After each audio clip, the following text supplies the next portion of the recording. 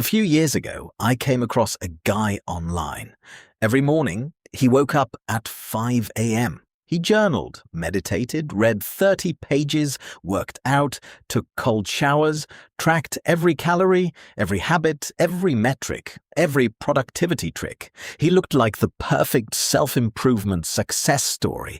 But then one day he posted something unexpected. He said, "I've spent 3 years trying to become a better version of myself, and I don't think I've actually lived a single one of them." That sentence stuck with me because the more I thought about it, the more I realized something uncomfortable. What if self-improvement isn't always self-improvement? What if sometimes it's just a very socially acceptable form of running away? And if that's true, then some of the people most obsessed with improving themselves might actually be the ones most afraid of living.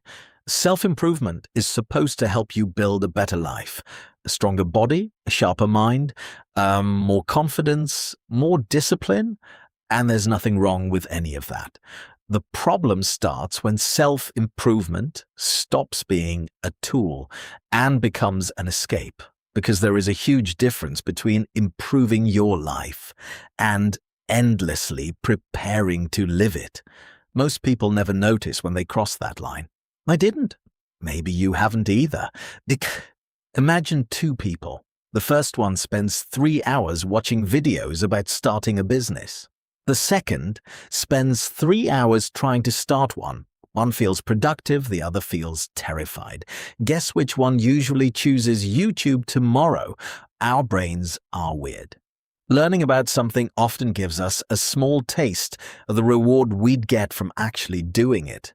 You watch a video, take notes, feel inspired, close the laptop, and somehow convince yourself you moved forward.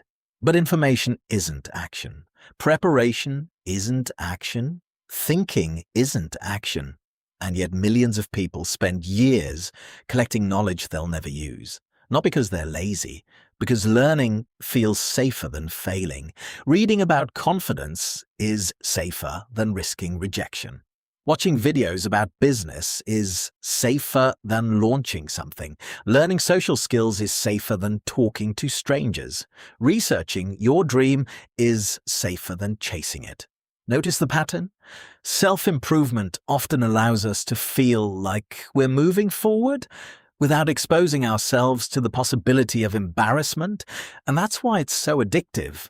Because it gives us all the emotional comfort of progress, without requiring the emotional risk of action.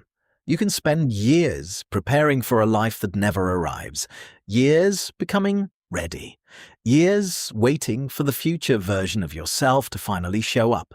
But that future version never comes, because confidence is built during the thing, not before it. Here's the part nobody talks about. Some people improve themselves because they love themselves. Others improve themselves because they hate themselves. Those look identical from the outside, but internally, they're completely different. One person goes to the gym because they want to get stronger. The other goes because they can't stand looking in the mirror. One reads because they're curious. The other reads because they feel inadequate. One is growing. The other is trying to escape. And when self-improvement is fueled by self-hatred, there is no finish line. Because every goal just creates another flaw to fix, another weakness to eliminate, another reason you're still not enough. The goalpost keeps moving. Forever. At some point, many people stop seeing themselves as human beings. They start seeing themselves as projects. Everything becomes optimization, sleep optimization, productivity optimization, diet optimization, habit optimization, life optimization. But human beings aren't software updates. You are not a machine that exists solely to be upgraded. And when every moment of your life becomes a self-improvement task, you slowly lose the ability to enjoy being alive. You feel guilty when resting, guilty when having fun, guilty when doing nothing, because every second not spent improving feels wasted. And that's a miserable way to live. So does that mean self-improvement is bad? Of course not. The gym isn't the problem, books aren't the problem, discipline isn't the problem. The problem is using those things to avoid life itself.